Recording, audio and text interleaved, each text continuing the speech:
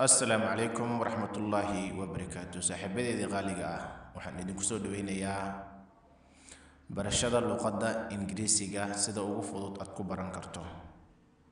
Fadlan casharkan hadduu soo gaaro like saar, si share garee si asxaab badan u gaaro, anigana ugu helno xisaab wanaagsan. English alphabets Ingiriisiga alfabetadiisa and iyo what stand for iyo waxay u taagan yihiin A to Z, A ila Z. English alphabets Ingiriisiga alfabetadiisa and iyo what stand for iyo waxay u taagan yihiin A to Z, A ila Z. Say after me, iga daba dheh. Say after me, iga daba dheh. 19. S is for sun. S is for sun. Sun waa qorax. S U N. Number 20.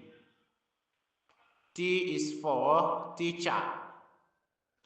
T is for teacher. Teacher, ma'alin.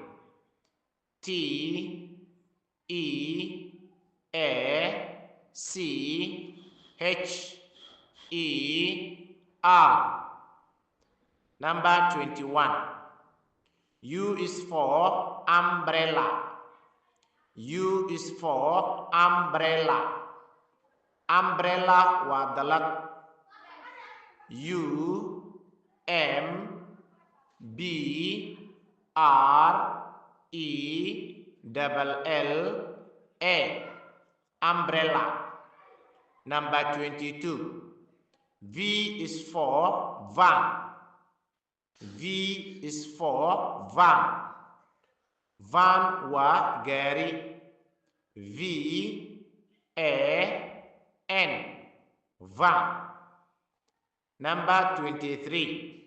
W is for wax. W is for wax. Wax waa dhukay. Dhukay. Wax waa dhukay.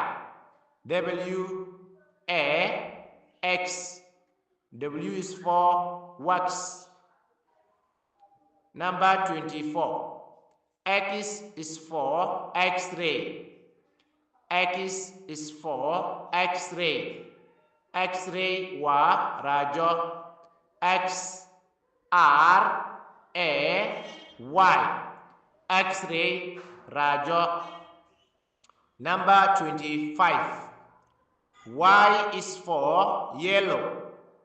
Y is for yellow.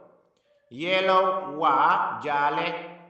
Y E double L O W. Yellow waa jaale. Number 26. Z is for zebra.